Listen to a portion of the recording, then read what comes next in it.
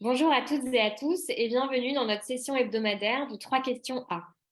Cette semaine, nous célébrons les 10 ans de la DILCRA, la délégation interministérielle de lutte contre le racisme, l'antisémitisme et la haine anti-LGBT.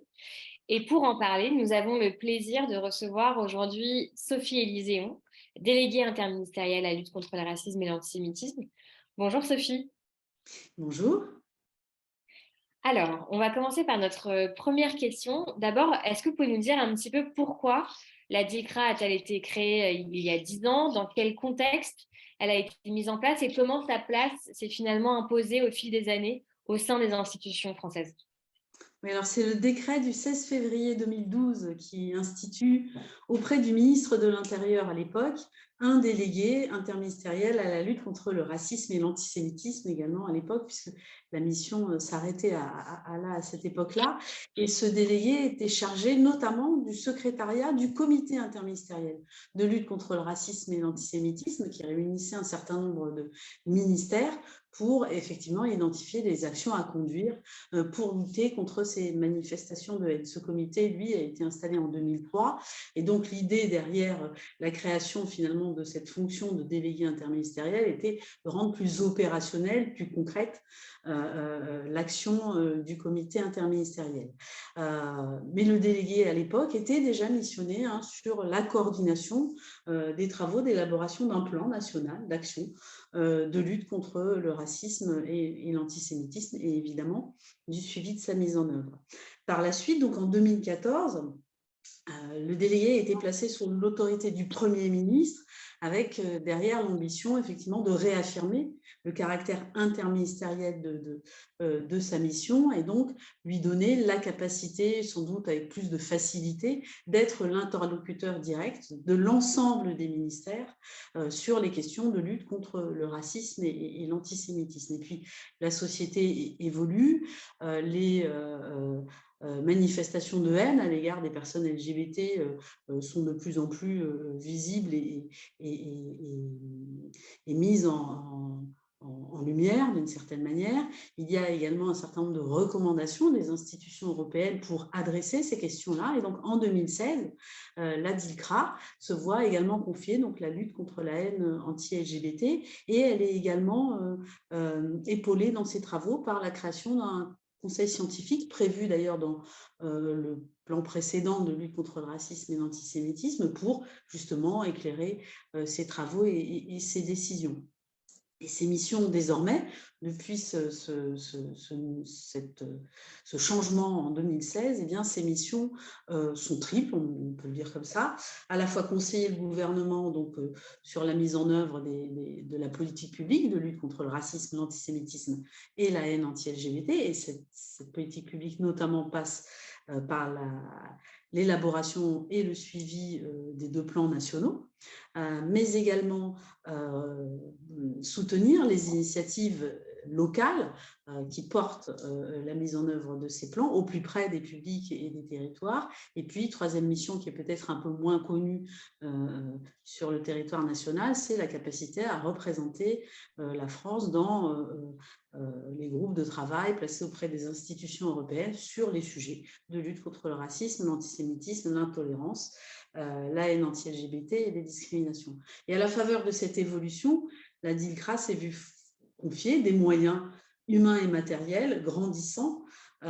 Évidemment, donc ces équipes ont été étoffées. Aujourd'hui, nous sommes 11 au sein de la délégation et ces crédits ont également été augmentés puisque récemment, à la fois nous avons eu une augmentation des crédits dans le cadre du mandat de la ministre précédente Elisabeth Moreno et également cette année, donc la Première ministre a annoncé une augmentation des crédits à destination du soutien au fonctionnement des centres LGBT. Donc, cette évolution de mission a été assortie d'une évolution de moyens dédiés à la délégation. Merci beaucoup, Sophie, c'était très, très clair. Alors peut-être notre deuxième question.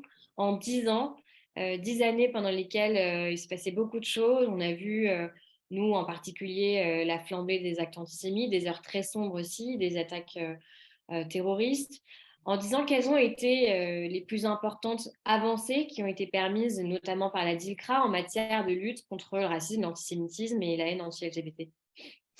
Alors, je dirais que l'une des premières avancées, c'est l'affirmation, c'est-à-dire que la création d'une délégation interministérielle spécifiquement missionnée sur ces sujets. Je parlais tout à l'heure des institutions européennes. Il faut se dire qu'à l'échelle européenne, la France est le seul État, finalement, à être doté d'une délégation de ce type-là, placée à ce niveau, c'est-à-dire auprès de la Première ministre ou de son équivalent dans les autres pays. Ça n'existe pas. Mes homologues, finalement, d'abord ne sont pas sur ces trois sujets et ensuite, souvent, sont rattachés à un ministère, intérieur, famille, justice, mais pas à l'équivalent de la Première ministre. Et donc, ça dit quelque chose et ça conscientise d'une certaine manière l'opinion publique sur le fait que ces manifestations de racisme, d'antisémitisme, de haine anti-LGBT sont interdites et évidemment punies. Donc, ça envoie quand même un message au grand public. Et puis, il y a eu effectivement des avancées obtenues à la faveur de la mise en œuvre des plans nationaux. Une des premières, je crois, d'importance, c'est la capacité à mesurer.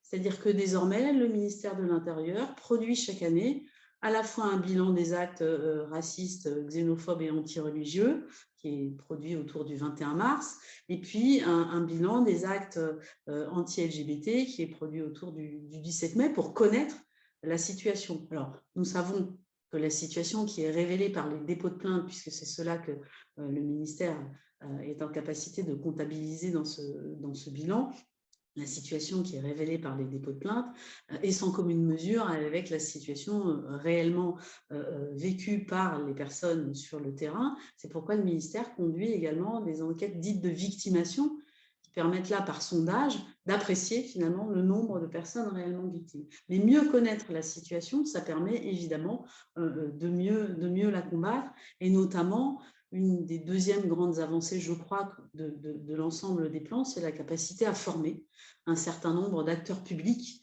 à la prise en compte de ces manifestations de racisme, d'antisémitisme et de haine anti-LGBT, et à la capacité après, évidemment, à les résoudre. Donc ça passe par la formation, par exemple, des policières, policiers, gendarmes. Aujourd'hui, la délégation interministérielle intervient dans toutes les écoles de police et de gendarmerie de France et de Navarre, y compris pour former le haut niveau d'encadrement, puisque nous intervenons dans l'école nationale supérieure de police et à l'école des officiers de la gendarmerie nationale.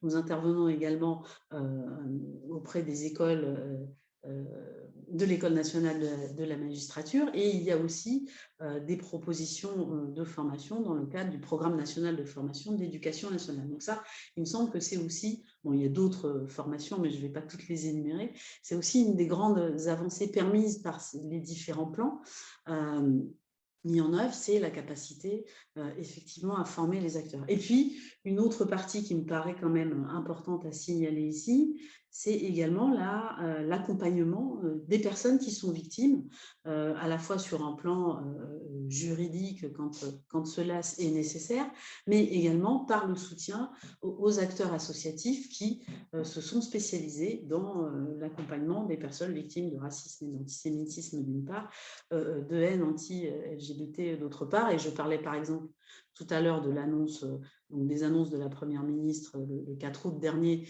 pour venir soutenir financièrement le fonctionnement des centres LGBT. Typiquement, ce soutien est un moyen réellement d'apporter au plus près des personnes et des publics l'accompagnement juridique, social, de santé, notamment, dont ces personnes pourraient avoir besoin parce que victimes de haine anti-LGBT. Merci beaucoup. Je prends même des notes pendant que vous parlez. Alors, peut-être notre dernière question, puisque c'est un moment aussi charnière pour le nouveau plan qui devrait être annoncé prochainement de lutte contre les discriminations, le racisme et l'antisémitisme. Quelles sont vos priorités, vos principaux objectifs pour les années à venir à la DILCRA? Alors, la ministre Rome qui avait lancé les travaux donc le 8 septembre sur l'élaboration du prochain plan de lutte contre le racisme, l'antisémitisme et les discriminations liées à l'origine, puisque elles seront adressées et c'est la nouveauté de ce futur plan, a pu faire un retour aux associations qu'elle avait réunies le 8 septembre hier, d'ailleurs, 3 mois après finalement le lancement des travaux, pour leur rendre compte des grandes orientations qui ont été prises. Bon, la ministre l'a dit elle-même, il y a un gros enjeu à maintenir un haut niveau de formation. Et effectivement, la formation des plus jeunes, mais également des adultes, est une des priorités qui restera gravée effectivement dans les orientations à venir, parce que c'est nécessaire. Et une fois qu'on aura effectivement peut-être graver un peu plus dans le marbre les questions de formation initiale, évidemment, il faudra s'attacher aux questions de formation continue qui sont aussi extrêmement nécessaires. Donc ça, c'est un axe qu'on retrouvera nécessairement. Il y a d'autres axes que la ministre a souhaité réellement soutenir dans la capacité, et ça fait partie des avancées obtenues, mais il faut aller plus loin, à mesurer ces phénomènes, leurs effets sur les personnes qui en sont victimes, sur la société tout entière, de manière à être encore plus pertinent dans les mesures qui seront prises pour lutter efficacement. Évidemment, et parce que ces travaux d'élaboration se sont faits dans une grande concertation avec les associations spécialisées sur ces questions-là, un axe sur la sanction et la sanction d'une part et l'accompagnement des victimes d'autre part a été également très largement travaillé, et la ministre a fait quelques éléments de retour aux personnes présentes hier qui laissent penser qu'il y aura des avancées intéressantes à présenter donc lorsque le plan sera dévoilé. Ce que je voudrais ajouter également, c'est la volonté vraiment d'engager davantage la jeunesse sur ces sujets-là. Et à toutes fins utiles, je voudrais signaler que le prix Ilan Halimi est un bon outil et une avancée obtenue grâce effectivement au précédent plan national de lutte contre le racisme et l'antisémitisme, pour mobiliser les jeunes dans les territoires, au plus près, encore une fois, des publics, sur la lutte contre les stéréotypes racistes et antisémites qui, effectivement, sont à l'origine ensuite des actes de haine. J'invite évidemment l'ensemble des jeunes de France et de Navarre à candidater à ce prix qui récompense donc des initiatives de jeunes de moins de 25 ans prises pour lutter contre les stéréotypes, laquelle récompense est décernée chaque année par le ou la Première ministre à l'occasion du 13 février.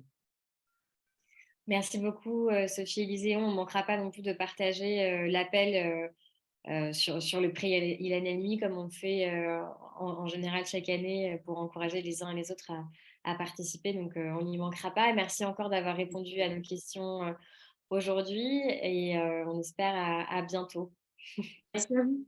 Merci à vous.